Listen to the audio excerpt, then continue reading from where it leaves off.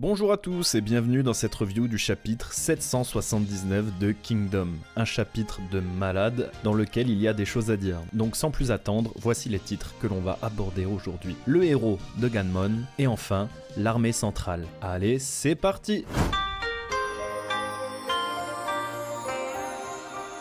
Alors laissez-moi vous raconter une petite histoire. C'est celle d'un jeune homme guidé par la vengeance après avoir presque tout perdu sur les champs de bataille. Ignorant les ordres de ses supérieurs, il prit un bataillon composé de jeunes hommes du même âge que lui et partit à l'assaut de l'ennemi. Une rage folle lui permettait d'avancer malgré les coups d'épée et de lance ennemis qui s'enfonçaient dans sa chair. Il ne voyait plus rien autour de lui, si ce n'est la vengeance qui lui permettait de se mouvoir. Quand il revint à la raison et reprit son état normal, Victoire, la tête du général ennemi gisait à ses pieds. Cependant, personne ne fut présent pour fêter cette victoire avec lui. Tous ses derniers camarades furent tués dans une terrible boucherie humaine. Est-ce que cela vous dit ou vous rappelle quelque chose? C'est l'histoire de la jeunesse de Riboku, racontée par lui-même à Kain dans le one-shot Rimu qui lui est dédié. Et il faut savoir que c'est le succès de ce chapitre qui a permis à Kingdom de naître. Kain était une jeune fille dans le nord des terres de Jao qui en voulait terriblement aux Xiongnu, ces sauvages qu'elle combattait jour après jour. La capitale envoyait des généraux qui se succédaient sans résultat. Et quand Riboku est arrivé, il a déclaré sa stratégie « Ne les combattez pas ». Quand les sauvages débarquaient, les gens s'enfermaient alors dans une petite forteresse. Et les Xiongnu ne pouvaient pas y faire grand chose dans cette région reculée où il n'y avait pas vraiment d'armes, etc. Ils ne pouvaient pas trop aborder cette petite forteresse. C'était donc efficace car personne ne mourait.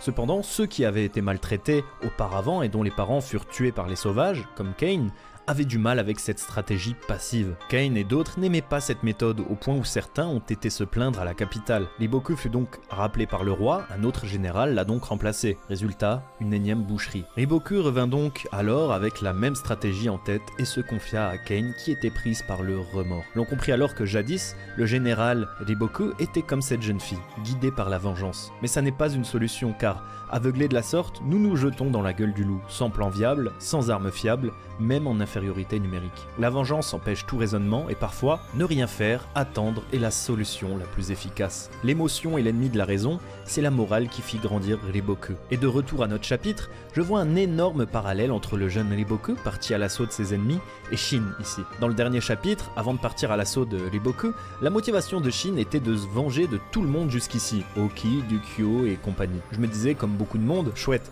Shin a toujours la rage en lui et va le faire pour ses camarades disparus. Seulement, c'est peut-être pas la bonne solution, car si on regarde bien, la seule personne du manga capable de vaincre un Houken est bloquée maintenant. Bloquée par sa ténacité, bloquée par ses convictions, bloqué par les fantômes du passé. C'est donc un retour aux sources, car Hara reprend une stratégie avec laquelle il introduisait Riboku avant même Kingdom, dans ce one-shot. Est-ce là une manière de boucler la boucle, avant le grand saut final, avant la fin de Riboku? Le souci c'est que l'on sait que Hango sera une boucherie pour l'état de Chin. Néanmoins, l'on sait aussi que Chin est obligé de vaincre Jao pour unifier la Chine, donc à un moment ils vont gagner.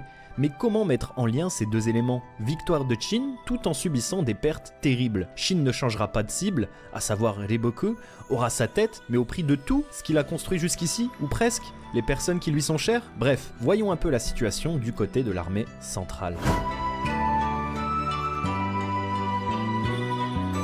Ma précédente review se nommait Double Piège. En réalité, je suis carrément tombé dedans, car c'était même plus que ça. Un triple piège, au moins, de la part de Riboku. Cibler Haku dès le départ pour le mettre quasi hors jeu et attirer Shin pour le bloquer de tout mouvement, et même bloquer Ohon par la même occasion, afin de cibler Osen tranquillement. Dans cette configuration, les personnages favorisés par l'auteur d'habitude, ceux ne pouvant pas ou difficilement mourir, et qui font souvent la différence, notamment Shin le héros, et bien ici sont neutralisés. Si on regarde la situation actuelle, Haku, le plus redoutable des généraux de Osen, est désormais extrêmement limité. Je le vois mal encaisser la charge d'un monstre de Seika.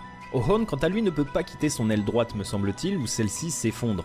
Enfin, Shin est bloqué par ses sentiments, et peut-être aussi car il s'est bien enfoncé dans le camp ennemi. Comme je disais sur Twitter, n'hésitez pas à nous rejoindre d'ailleurs sur Twitter, on est nombreux, on parle de plein de choses, pas que de Kingdom. La victoire dépendra de la capacité de Shin à se débarrasser de ces démons de la vengeance. Qu'ils grandissent et comprennent que se venger nécessite parfois de ne pas s'attaquer directement à l'ennemi.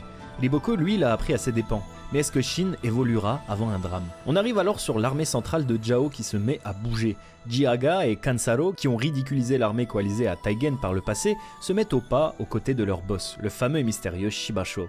L'ami Kingdomist sur Twitter a mentionné qu'il était le seul personnage dont les stats furent cachés dans les databooks, ou je ne sais plus dans quel document officiel. Personnellement, j'ai toujours dit pour moi, c'est au moins un Hoken bis. Et en plus, il sait sûrement faire la guerre. Donc encore plus dangereux. D'ailleurs, c'est pas pour rien que Riboku a éloigné Shin en précisant qu'il était le seul à pouvoir surpasser Hoken. Est-ce que Shibasho ne serait-il pas similaire à Hoken en force? La situation au centre est plutôt désastreuse pour Shin. Enfin, je ne sais pas si vous voyez ça, mais l'aile droite est immobilisée avec Ohon qui lutte face à un surnombre incroyable. Il ne peut que retenir l'adversaire. Ako, quant à lui, ne retiendra certainement pas un monstre comme Jiaga dans son état. Ils ont le champ libre alors pour foncer sur Soho et Shiryu, je crois. J'avais par le passé émis l'idée qu'avec un champ de bataille aussi étiré dans cette plaine, les ailes pouvaient difficilement réagir rapidement et combler une percée monstrueuse au centre que pourrait faire un probable monstre comme je suppose qu'est Shibasho. Et bien ici on y arrive, et plus encore. L'aile droite de Shin ne bouge pas, seule l'aile gauche de Yotanwa pourrait y faire quelque chose, s'ils envoient des renforts. Et j'avais dit que je voyais bien justement un Shibasho terroriser les habitants des montagnes qui sont du côté de l'état de Shin, qu'ils sentent le monstre et la bête que Shibasho est, et ainsi voir Yotanwa ou Bajio sur le cul, étonné, apeuré face à quelqu'un, nous aurait fait comprendre l'immensité du monsieur et son grand pouvoir. Bah c'est peut-être l'occasion ici que cela arrive, car si Shibasho est effectivement monstrueux, il a presque le champ libre pour foncer jusqu'à Osen maintenant, car Shin semble pour le moment bien déterminé à être prise au piège de ses émotions et à assiéger Riboku. De fait, la seule inconnue ici est Osen. A-t-il vu que son armée s'est pris au moins 3 coups d'avance dans la tête par Riboku et qu'une route est en train de se dessiner pour atteindre rapidement sa tête? Sent-il qu'il y a un personnage mystère pour Jao qui risque de faire très mal? A-t-il prévu un plan de secours si l'ennemi venait à trop l'approcher dans des conditions qui ne le mettent pas à son avantage? Il va bientôt falloir que Hara fasse bouger le plus puissant des 6 grands généraux de Shin, car le danger se rapproche à grands pas et Riboku possède encore de nombreuses cartes en main. Bref, n'hésitez pas à me dire ce que vous en pensez dans les commentaires. Si vous avez apprécié la vidéo, n'hésitez pas à liker, partager, etc. Rejoignez-nous sur Twitter, on s'amuse bien. En attendant, on se dit à la prochaine pour une nouvelle vidéo de la passion. Sur ce, ciao ciao les potes!